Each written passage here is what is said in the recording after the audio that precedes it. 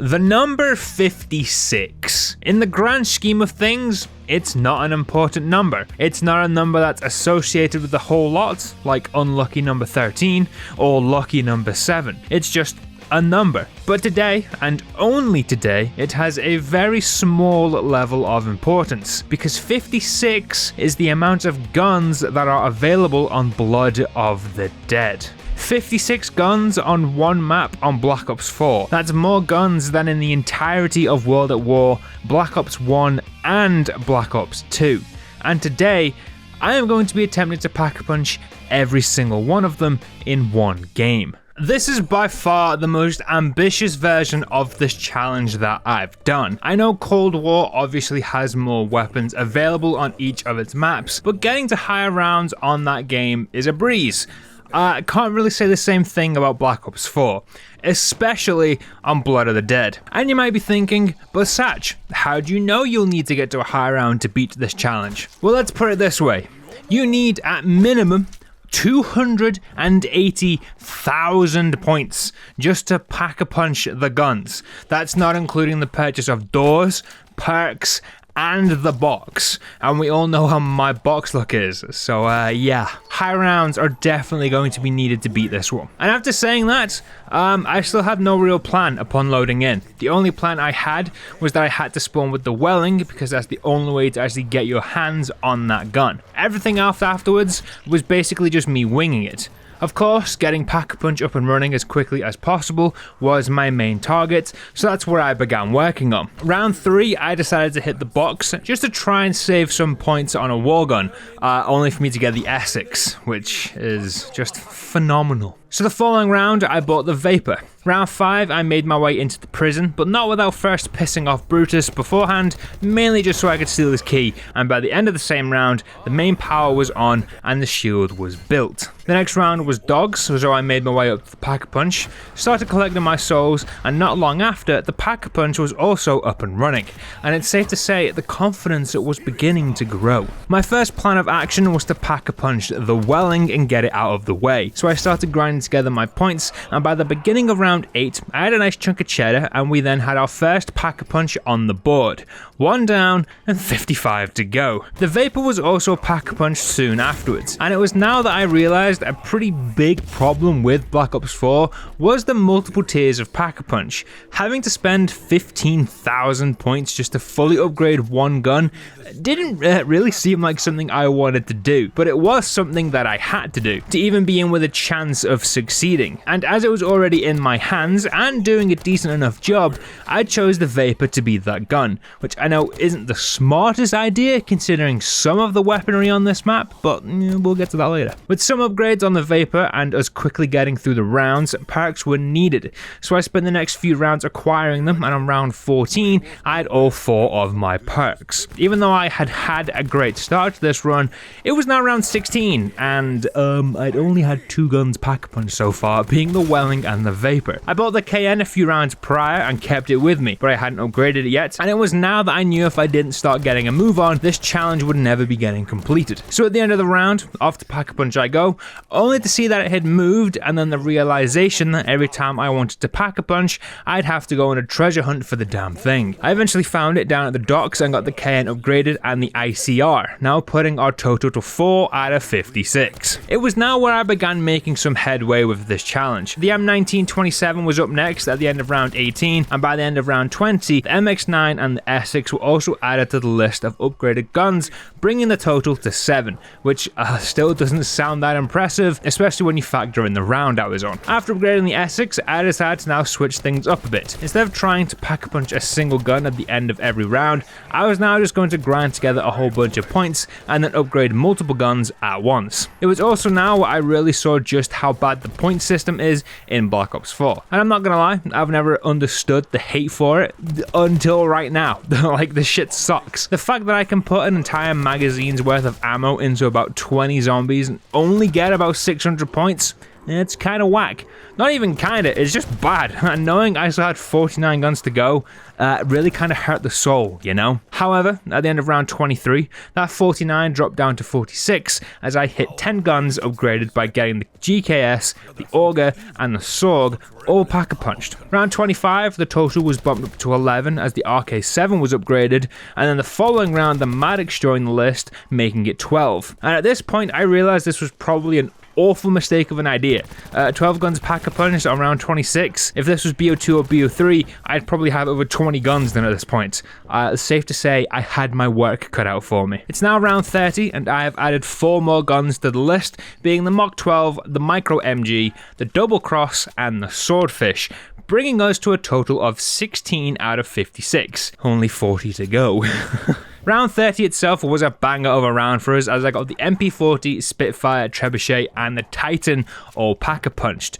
We were now at 20 of 56, and if I could keep this up, I might just have it done by round 55. Round 32 was probably the best round yet. We got 4 more guns added to the list. 3 of them being the M16, the Damon, and the VMP, with the other being the Blundergat. After 32 rounds, I finally had it, and we had 24 guns on the board. Now earlier, I spoke about upgrading the Vapor to max and using that as my main gun. Well, I was an idiot for doing that, as I should have just gotten the Blundergat from the Easter egg, as this thing was not only tearing through zombies, but bringing in the big bucks. With the Blundergat now in my possession, and the cash flowing, things were looking very good. And at the end of the next round, I had gotten myself another decent chunk of change, and managed to upgrade 2 more guns, being the Vendetta and the VKM, bringing the total to 26. But things are about to take a turn for the worst. We make it to around 35, I get 1 more gun upgraded, being the Tiger Shark. Then my internet shit the bed. 2 hours gone just like that.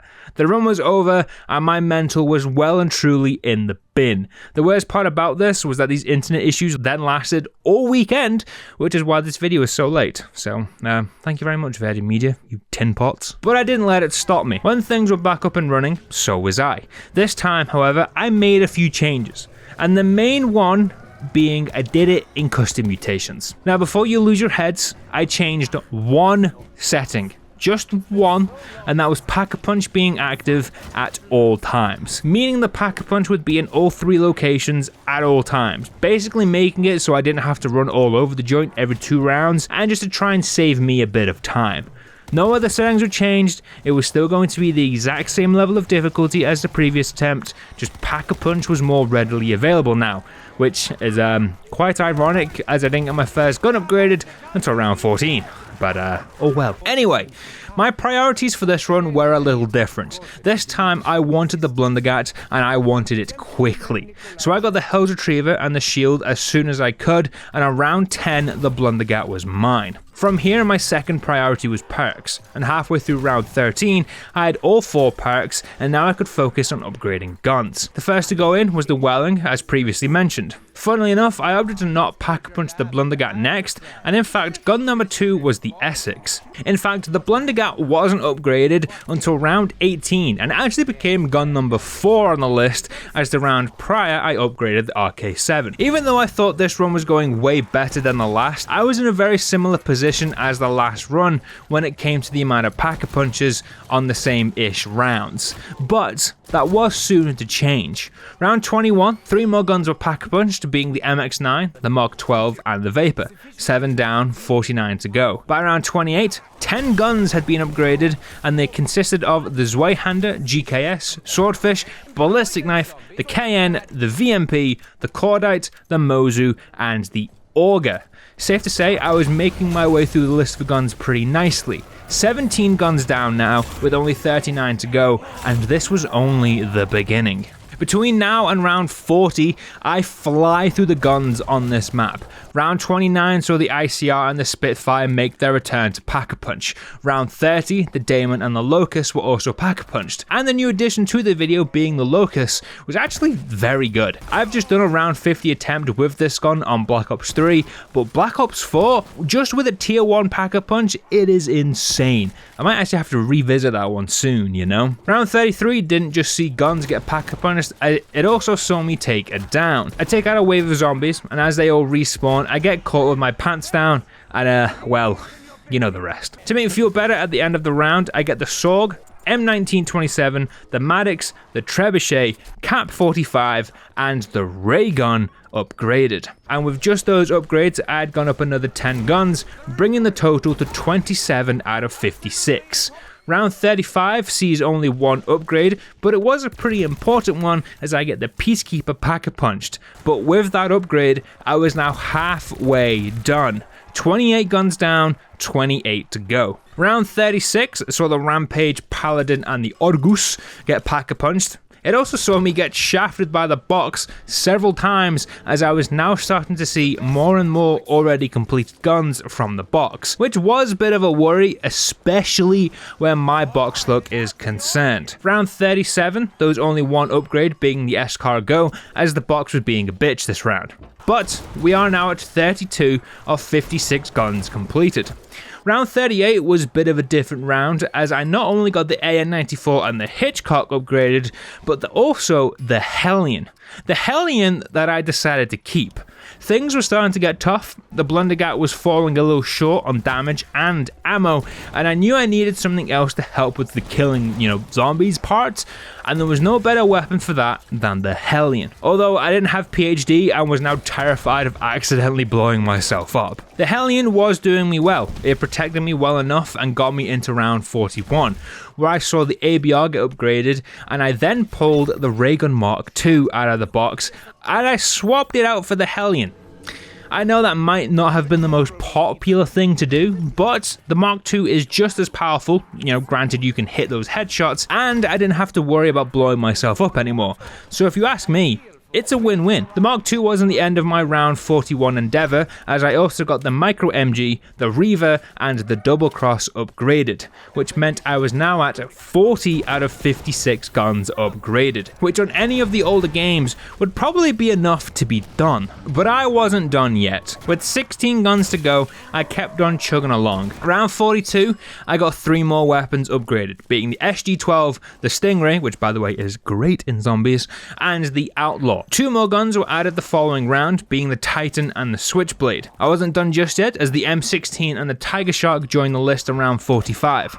Round 46 was just as successful, seeing the SDM, Hades, and the VKM make the cut. And if you've been keeping count, that gets us to 50 out of 56. I picked up this SWAT at the end of round 46 as well, but I didn't have the points to get it upgraded just yet. But it was there for when I did. Round 47 was a difficult round, as I was completely out of ammo in the Mark II and the Blundergat. I'm pretty much just relying on the monkey bombs to get me a drop, which they did not, and instead, the only thing I got was downed. Upon reviving, I made a dash for the Pack-a-Punch just to get one more upgraded, as this was surely to be the end. The SWAT goes in, and out comes the Rift Breacher, being Pack-a-Punch number 51, and unfortunately, the last of the game.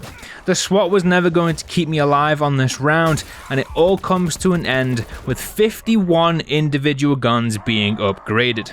5 away from completing the challenge, and even though I was devastated by that ending, I was also kind of proud of the fact that I had just upgraded 51 guns on Black Ops 4 Zombies, on Blood of the Dead, in a single game. Thank you so much for watching, and as always, I'll see you all in the next one.